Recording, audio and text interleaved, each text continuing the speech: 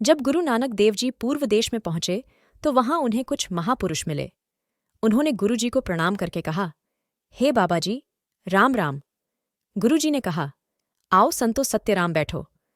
संतों ने बैठकर कहा, हम आपके नाम पर बलिहार हैं और हम आपसे कुछ प्रार्थना करने आए हैं। हमें एक शंका है। गुरु जी ने कहा, हे महाराज, संकोच किए बिना जो पूछना है पूछो। उन्होंने कहा, अनेकों पुण्य करते हैं, हवन यज्ञ करते हैं और अनेकों तीर्थ यात्रा करते हैं, उनको कौन सा फल होगा? क्या उनकी मुक्ति होगी या नहीं? तब गुरुजी ने एक शब्द का उच्चारण किया।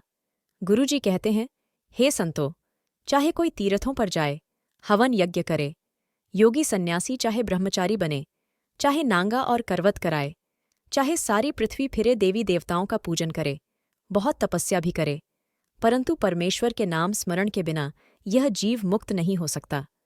मुक्ति तभी होगी जब सतगुरु जी के चरणों का सहारा लेकर शुद्ध मन से राम राम का स्मरण करें, तभी इसका जन्म सुधरता है, नहीं तो ये आवागमन में ही पड़ा रहता है। परमेश्वर के नाम बिना ये जीव विष खाता है और विष ही पान करता है और विष ही बोलता है। इस विष व्यवहार का क्या फल होगा? ये बार बार जन्मता मरता है और अनेकों दुख पाता है और अनेकों योनियों में ये भटकता है। तब महापुरुषों ने कहा, एक पुस्तकें पढ़ते हैं, एक 3 बार संध्या बंधन तर्पण आदि करते हैं, क्या उनकी मुक्ति होगी या नहीं? गुरुजी ने कहा, चाहे चारों वेद पढ़े, 3 बार संध्या आदि छक 18 बार 18 पुराण पढ़े, तब भी मुक्ति नहीं होगी। मुक्ति तब होगी जब गुरु का नाम स्मरण करें। तब महापुरुषों ने कहा, यदि गृहस्थ को त्याग कर वन में चला जाए तो क्या मुक्ति होगी या नहीं? गुरुजी ने कहा, सब कुछ त्याग कर दंड कमंडल लेकर बनों में भी चला जाए तो भी नाम स्मरण के बिना मुक्ति नहीं मिलती। भले ही सारे संसार का भ्रमण करे, 7 समुद्रों में स्नान करे, लेकिन नाम नहीं जपता तो उसका कल्याण नहीं हो सकता। मुक्ति तो केवल शुद्ध हृदय से प्रभु नाम जपने से ही मिलेगी।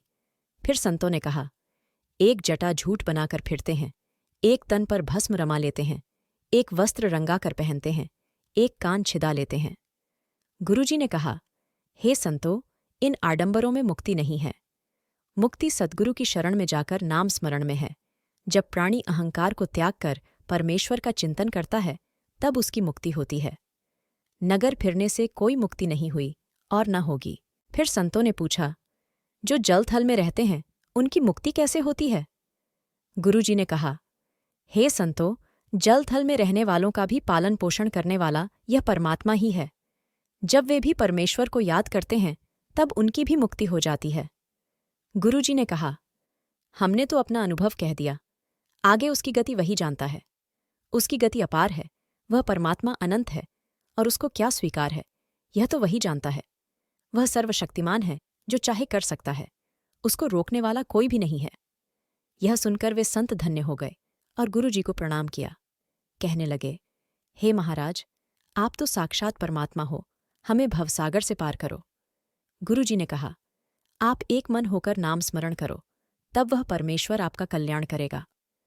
तब वे संत गुरुजी के शिष्य होकर नाम जपने लगे। फिर गुरुजी वहां से आगे चले गए।